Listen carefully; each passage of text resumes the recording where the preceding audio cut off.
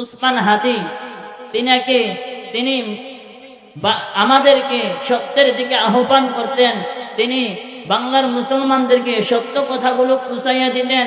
তিনি সাদাবাদের বিরুদ্ধে কথা বলতেন, তিনি অন্যায়ের বিরুদ্ধে কথা বলতেন, তিনি ভালো মানুষগুলোকে ইসলামের প্রতি আহ্বান করতেন, নামাজের জন্য ডাক দিতেন।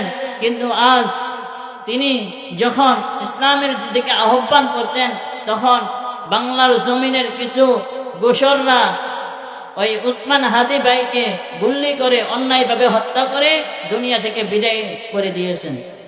তারা ভেবেছিলেন একজন উসমান হাদিকে বিদায় করে তারা মুখ বন্ধ করে দেবে। না, একজন উসমান হাদির সাথে সাথে লক্ষ লক্ষ উসমান হাদি তৈরি হয়ে গেছে, ঠিক কিনা বলেন?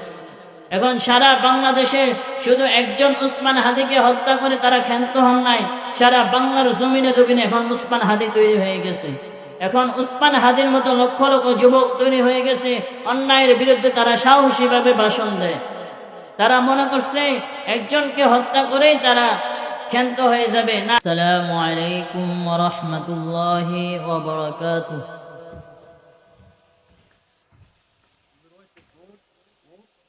إن الحمد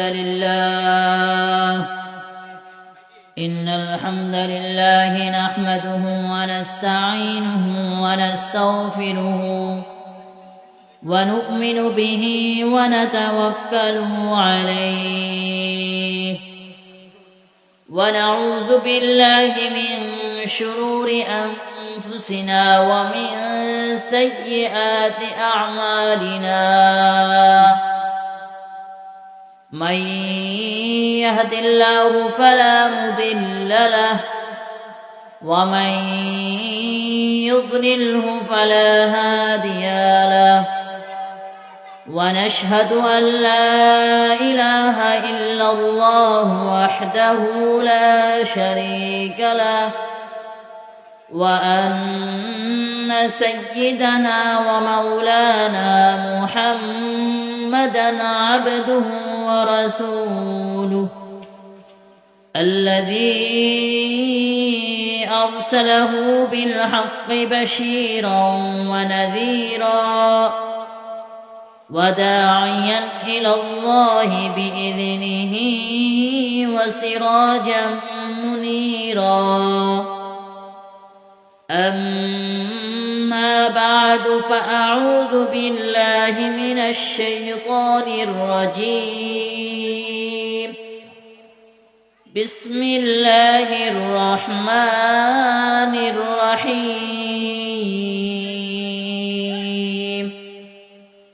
يا أيها الذين آمنوا اتقوا الله حق تقاته ولا تموتن إلا وأنتم مسلمون. وقال النبي صلى الله عليه وسلم التائب من الذنب كمن لا ذنب له أو كما قال النبي عليه الصلاة والسلام. صدق الله العلي العظيم وصدق رسوله النبي الكريم ونحن على ذلك لمن الشاهدين والذاكرين والشاكرين والحمد لله رب العالمين. شكرا أكبر درود إبراهيم فري. اللهم صل على محمد وعلى آل محمد كما صليت على إبراهيم وعلى آل إبراهيم إنك حميد مجيد. اللهم بارك على محمد وعلى آل محمد كما باركت على إبراهيم وعلى آل إبراهيم إنك حميد مجيد لا إله إلا الله لا إله إلا الله لا إله إلا الله لا إله إلا الله لا إله إلا الله لا إله إلا الله لا إله সকলে আমার সাথে জিকির করেন লা ইলাহা ইল্লাল্লাহ লা ইলাহা ইল্লাল্লাহ লা ইলাহা ইল্লাল্লাহ মুহাম্মাদুর রাসূলুল্লাহ সাল্লাল্লাহু আলাইহি ওয়াসাল্লাম। পশ্চিম লক্ষ্মীপুর আল আকসা জামি মসজিদ ও মাদ্রাসার উদ্যোগে আয়োজিত আজকের এই মহতি ওয়াজ ও দোয়ার মাহফিলের সম্মানিত সভাপতি আলহাজ সাইফুল ইসলাম মিন্টু সাহেব ও পর্দার আড়ালের মা এবং বোনেরা, প্যান্ডেলে উপস্থিত আমার শ্রদ্ধেয় মুসল্লিয়ান ইকরাম এবং দূর দূরান্ত থেকে আগত ইসলাম প্রিয় তাওহীদি জনতা, সকলেই একবার মহান রব্বে কারীমের দরবারে আওয়াজ করে একবার কালিমাতুশ শুকর আদায় করি। যেই মহান রব্বুল আলামিন আমাকে আপনাকে এই আজকের এই মহতি ওয়াজ দোয়ার মাহফিলে আসার এবং বসার তৌফিক দিয়েছেন, সেই মহান রব্বুল আলামিনের দরবারে একবার জবান খুলে আওয়াজ করে সকলে কালিমাতুশ শুকর আদায় করে সকলে বলি আলহামদুলিল্লাহ। সম্মানিত হাজিরিন, আজকের এই বার্ষিক ওয়াজ দোয়ার মাহফিল এটি কিন্তু প্রতিদিন থাকবে না। এই মাহফিলটা শুধু আজকের দিনের জন্যই, এই মাহফিলটা কিন্তু আর আসবে না আমাদের মাঝে। অতএব আপনারা যারা এখনো দোয়ান পাড়ে আড্ডা দিচ্ছেন, দয়া করে আজকের দিনের জন্য সকলেই সকল কাজকর্ম থেকে ফারিগ হয়ে এই মাহফিল প্যান্ডেলে আপনারা অতি দ্রুত চলে আসেন, ইনশাআল্লাহ বহুত ফায়দা হবে। আমি পবিত্র কালামুল্লাহ শরীফ থেকে আপনাদের সামনে একটি ছোট্ট একটা আয়াতে কারিমা তেলাওয়াত করেছিলাম। উক্ত আয়াতে কারিমার মধ্যে মহান রব্বে কারীম আমাদেরকে জানিয়ে দেন, ইয়া আইয়ুহাল্লাযীনা আমানু, হে ঈমানদারগণ, হে মুমিনগণ, ইত্তাকুল্লাহ, তোমরা আল্লাহ তাআলাকে ভয় করো। কাকে ভয় করার কথা বলেছে? মহান রবকে ভয় করার কথা বলেছে। হাক্ক তুকাতিহি, শুধু ভয় করলে হবে না, মহান রব আমাদেরকে আরো ভালোভাবে জানিয়ে দেন তোমরা ভয় করার মতো ভয় করো। ওয়ালা তামুতুন্না ইল্লা ওয়া আনতুম মুসলিমুন, এবং মুসলমান না হয়ে তোমরা মৃত্যুবরণ করিও না। সুবহানাল্লাহ।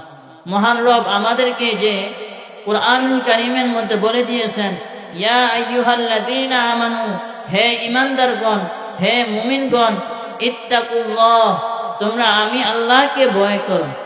কাকে ভয় করার কথা বলেছে? মহান রব্বুল আলামিনকে ভয় করার কথা বলেছে। শুধু ভয় করলে হবে না, মহান রব্বুল আলামিন শুধু ভয় করার কথা বলে ক্ষান্ত হন নাই, মহান রব্বুল আলামিন আবারও বলে দিয়েছেন হাক্ক তুকাতিহি, ভয় করার মতো ভয় করো, এবং বলেছেন তোমরা তাকওয়াবান হও। তাকওয়া অর্থ কি? তাকওয়া অর্থ হচ্ছে আল্লাহ তাআলাকে ভয় করা। আল্লাহ তাআলাকে ভয় করা, তাকওয়া অর্থ হচ্ছে আল্লাহ তাআলাকে ভয় করা। আরেক অর্থ হচ্ছে বিরত থাকা, বেঁচে থাকা। সমাজের মধ্যে যখন কোনো একজন আলেম থাকে, সমাজের মধ্যে কোনো একজন ভালো মানুষ থাকে, ওই ভালো মানুষটাকে সমাজের খারাপ মানুষগুলো ভয় করে। যখন কোনো একজন আলেম ও যখন কোনো একজন ভালো মানুষ ওই খারাপ মানুষদের পাশ দিয়ে যায়, ওই খারাপ মানুষের সাথে যায়, তখন ওই খারাপ মানুষগুলো ওই সমাজের একজন আলেমকে দেখে, ওই সমাজের একজন ভালো মানুষকে দেখে ওই খারাপ মানুষগুলো খারাপ কাজ করা বন্ধ করে দেয়। আবার সমাজের মধ্যে আরেক ধরনের মানুষ থাকে, ওই সমাজের মানুষটা খারাপ মানুষ থাকে, ওই খারাপ মানুষটাকেও দেখলে সমাজের মানুষগুলো কি করে দেয়, খারাপ কাজ করা বন্ধ করে দেয়। ঠিক তেমনি ভাবে মহান রব আমাদেরকে বারবার বলেছেন, হে ইমানদারগণ, হে মানুষগণ, তোমরা আমাকে ভয় করো। যদি তোমরা আমাকে ভয় করো তাহলে তোমাদেরকে আমি নিজ হাতে পুরস্কার দান করব, কি জান্নাত। সুবহানাল্লাহ বলেন। মহান রব্বুল আলামিন কুরআনুল কারীমের মধ্যে আরেক আয়াতের মধ্যে বলে দিয়েছেন, ওয়ালিমান খাফা মাকামা রাব্বিহি জান্নাতান। যদি তোমরা দুনিয়ার মধ্যে আমাকে ভয় করো, যদি তোমরা দুনিয়ার মধ্যে আমাকে ভালোবাসো, ভালোভাবে ভয় করো, তাহলে আমি তোমাদের জন্য দুটি জান্নাত রেখেছি। সুবহানাল্লাহ বলেন। দুটি জান্নাত বলতে একটি জান্নাত মহান রব্বুল আলামিন আমাদেরকে দুনিয়ার মধ্যে দিবেন, আরেকটি জান্নাত আমাদেরকে কিয়ামতের ময়দানে দিবেন। সুবহানাল্লাহ। মহান রব, অনেকে বলবেন, হুজুর দুনিয়ার মধ্যে আমাদেরকে কিভাবে আল্লাহ তাআলা জান্নাত দিবেন? বিভিন্ন উলামায়ে কেরামগণ তাফসীরের মধ্যে লেখেন, ওই জান্নাতের কথা যে বলেছে, ওই জান্নাত হচ্ছে আমরা যখন ইবাদত করব, আমরা যখন দুনিয়ার মধ্যে ইবাদত বন্দেগী করব, তখন মহান রব আমাদেরকে ওই ইবাদতের মধ্যে স্বাদ দিয়ে দিবেন, ওই ইবাদতের মধ্যে মহান রব আমাদেরকে মজা দিয়ে দিবেন। ওই ইবাদত করতে করতে আমাদের একটি শান্তি লাগবে, আমাদের একটি মজা লাগবে ওই ইবাদতের মধ্যে। সুবহানাল্লাহ।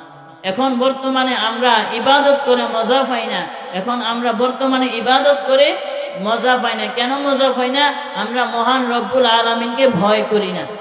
যদি আমরা মহান রব্বুল আলামিনকে ভালোভাবে ভয় করতাম, তাহলে আমাদের যে ইবাদতগুলো আমরা দুনিয়াতে করি, ওই ইবাদতের মধ্যে মহান রব্বুল আলামিন আমাদেরকে মজা দিয়ে দিত, মজার মতো ইবাদত করার যোগ্যতা আমাদেরকে দিয়ে দিত। মহান রব্বুল আলামিন বলেছেন, যদি তোমরা দুনিয়ার মধ্যে তাকওয়াবান হও, যদি তোমরা দুনিয়ার মধ্যে আমি আল্লাহকে ভালোবাসো, তাহলে আমি তোমাদের জন্য দুটি জান্নাত রেডি করে দেব।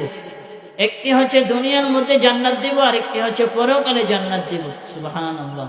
আমরা বর্তমানে এখন আল্লাহ তাআলাকে ভয় করি না।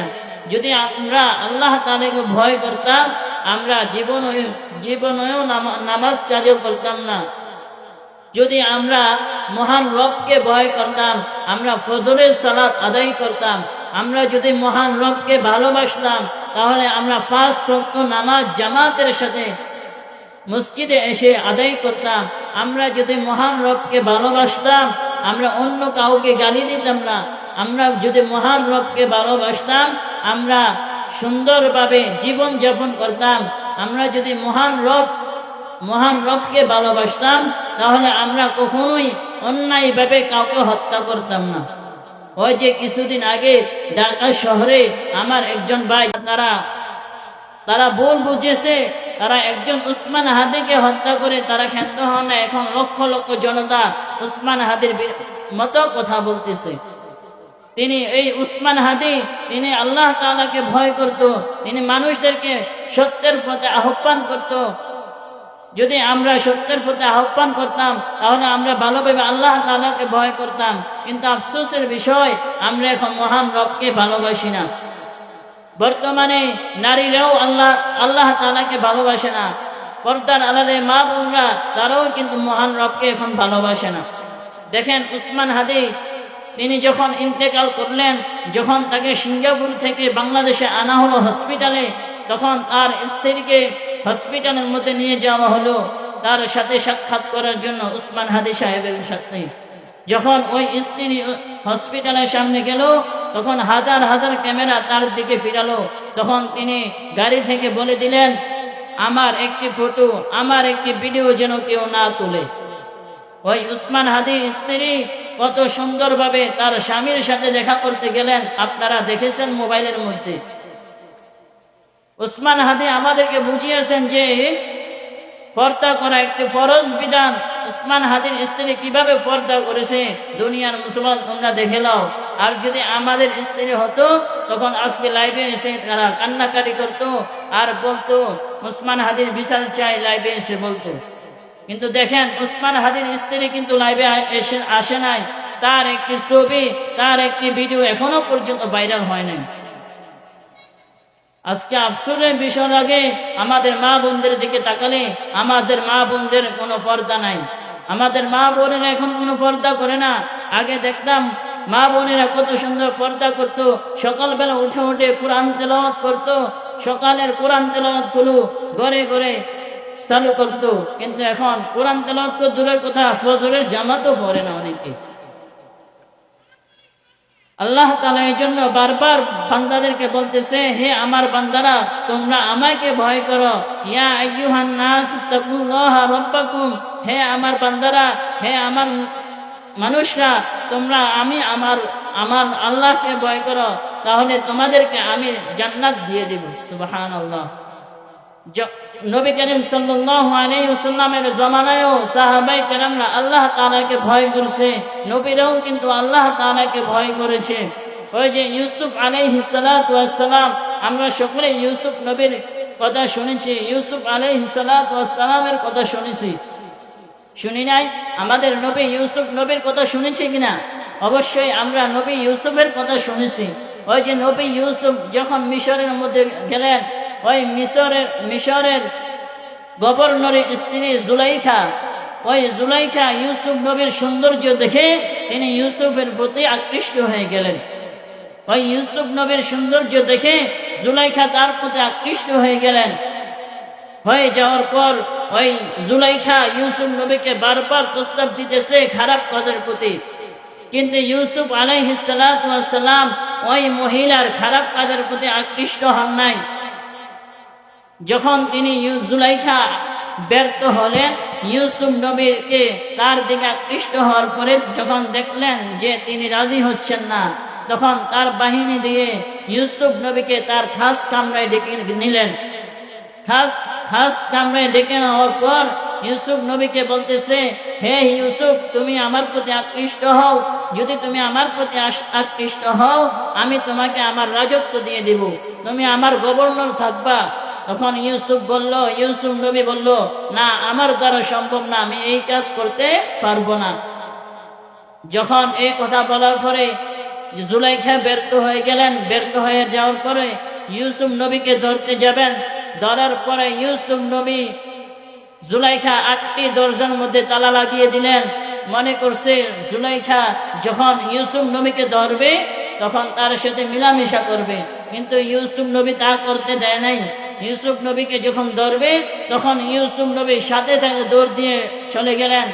যখন দৌড় দিলেন তখন সাথে সাথে 8টি দরজা খুলে দিল আল্লাহ। সুবহানাল্লাহ বলেন। এই জন্য নবী বলেন, আস-সা'য়ু মিন্নি ওয়াল ইতমামু মিনাল্লাহ, চেষ্টা আমার কাজ, ফল দেওয়ার মালিক কে? আল্লাহ।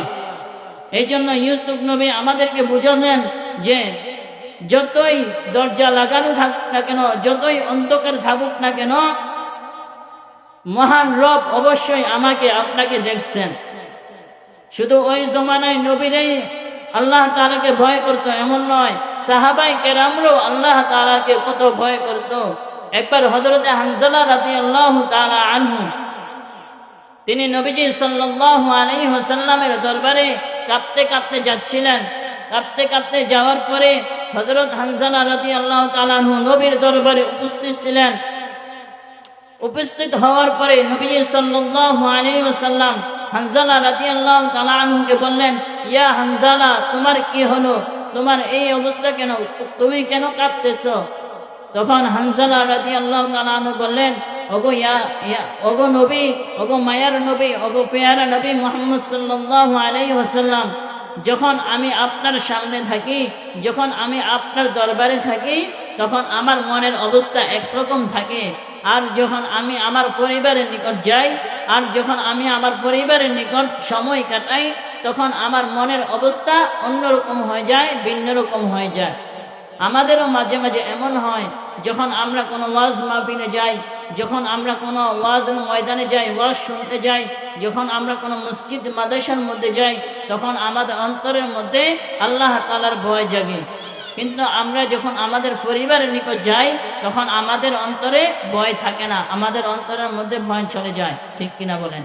ঠিক তেমনি ভাবে হযরত হানজালা রাদিয়াল্লাহু তাআলা আনহু মহানবী সাল্লাল্লাহু আলাইহি ওয়াসাল্লামকে বলতেছেন, ওগো নবী, ওগো মায়ার নবী, আমি যখন আপনার দরবারে থাকি তখন আমার মনের অবস্থা একরকম থাকে, আমি যখন আপনার দরবার থেকে বের হয়ে যাই তখন আমার মনের অবস্থা ভিন্ন রকম হয়ে যায়, অন্যরকম হয়ে যায়। আমি কি মুনাফিক হয়ে গেলাম নাকি? তখন মায়ার নবী হানজালা রাদিয়াল্লাহু তাআলা আনহুকে ডাক দিয়ে বললেন, ও হানজালা, এটা ঘাবড়ানোর কোনো বিষয় নাই, এটা কোনো ঘাবড়ানোর কোনো বিষয় নয়, এটা স্বাভাবিক মনের অবস্থা পরিবর্তন হতেই পারে, তুমি এতে ঘাবড়িও না। তখন হানজালা রাদিয়াল্লাহু তাআলা আনহু মনে মনে খুশি হয়ে গেলেন। সুবহানাল্লাহ। ওই জমানে শুধু সাহাবায়ে কেরামে এমনি ভাবেই আল্লাহ তাআলাকে ভালোবাসেন নাই, খলিফাতুল মুসলিমিন হযরত ওমর ফারুক রাদিয়াল্লাহু তাআলা আনহু, তারা তো এমনি জান্নাতি 10 জন সাহাবীকে আল্লাহর নবী জান্নাতের সার্টিফিকেট দিয়েছেন। তার মধ্যে 1 নাম্বার হচ্ছে আবু বকর রাদিয়াল্লাহু তাআলা আনহু, 2 নাম্বার হচ্ছে ওমর রাদিয়াল্লাহু তাআলা আনহু। ঠিক তেমনি ভাবে এমনি ভাবে করে 10 জন সাহাবীকে আল্লাহর নবী জান্নাতের সার্টিফিকেট দিয়েছেন। সুবহানাল্লাহ। ওমর ফারুক রাদিয়াল্লাহু তাআলা আনহু, তিনি একবার তার রাজত্বকালে, যখন তার রাজত্বকাল চলতেছিল, তখন তেনার নিয়ম ছিল প্রতিদিন রাত্রিবেলায় মদিনার অলিতে গলিতে ঘুরবে আর মদিনাবাসীদের খোঁজ খবর নেবে, কিভাবে তারা তাদের পরিজনকে কিভাবে সংসার চালায়। একবার হযরত ওমর ফারুক রাদিয়াল্লাহু তাআলা আনহু এভাবে খবর নিতে যাচ্ছিলেন। খবর নেওয়ার পরে একটি ঘরের সামনে দাঁড়ালেন। ঘরের সামনে গিয়ে দাঁড়ালেন, তখন ওইখানে যাওয়ার পরে দেখলেন মা এবং মেয়ের একটি কণ্ঠস্বর শোনা যাচ্ছে। তখন তাদের মধ্যে মা এবং মেয়ের সম্পর্ক। তারা ওই সময় দুধ বিক্রি করে কি করত? সংসার চালাতো। যখন ওমর ফারুক রাদিয়াল্লাহু তাআলা আনহু ওই ঘরের সামনে দাঁড়ালেন, তখন তারা দুধ বেচা কেনার কথা বলতেছিলেন। তখন ওমরে ফারুক রাদিয়াল্লাহু তাআলা আনহু তাদের কথা শুনতেছিলেন। মা তার মেয়েকে বলতেছিলেন, ও আমার মেয়ে, তুমি এই দুধের মধ্যে হালকা একটু পানি মিশিয়ে দাও, তাহলে আমি অধিক লাভে দুধগুলো বিক্রি করতে পারবো। তখন ওই মেয়েটা বলে দিলেন, ও আমার মা, ও আমার জন্মদাতা মা, তুমি কি ভুলে গিয়েছো? এখন তো উমরের শাসনামল চলতেছে, যদি উমর জানতে পারে তাহলে আমাদেরকে কঠিন শাস্তি দিবে। তখন ওই মা বলল, হে আমার মেয়ে, এত রাত্রে বাজে 3টা 2:30, তুমি কি পাগল হয়ে গেছো? উমর এত রাতে আমাদের মাঝে আসবে? এ কথা তো উমর কখনোই শুনবে না। তখন ওই মায়ের মেয়েটা বলে দিল, ও আমার মা, উমর কিন্তু শুনতে পারছে না, ঠিক আছে, কিন্তু আপনার রব যে আমাকে সৃষ্টি করলেন, যে আমাকে এই দুনিয়ার মধ্যে এত সুন্দর করে প্রেরণ করলেন, যে আমাকে এত আসবাবপত্র দিলেন, ওই মহান রব তো অবশ্যই আপনার এই কাহিনীগুলো দেখতেছে। সুবহানাল্লাহ। ওই মেয়েটা যখন এই কথা বলে দিলেন, তখন উমর কিন্তু ঘরের পাশে দাঁড়িয়ে দাঁড়িয়ে শুনতেছিল।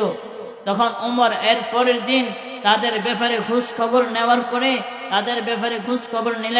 নেওয়ার পরে উমর রাদিয়াল্লাহু তাআলা আনহুর ছেলে হযরত আব্দুল্লাহ রাদিয়াল্লাহু তাআলা আনহুকে ওই মেয়েটার সাথে বিবাহ দিয়ে দিলেন। সুবহানাল্লাহ। বিবাহ দেওয়ার পরে ওই তাদের ঘরে ছিলেন আব্দুল্লাহ ইবনে আব্দুল আজিজ রাহমাতুল্লাহি আলাইহি। দেখেন কত সুন্দর তাদের এই পরিবার।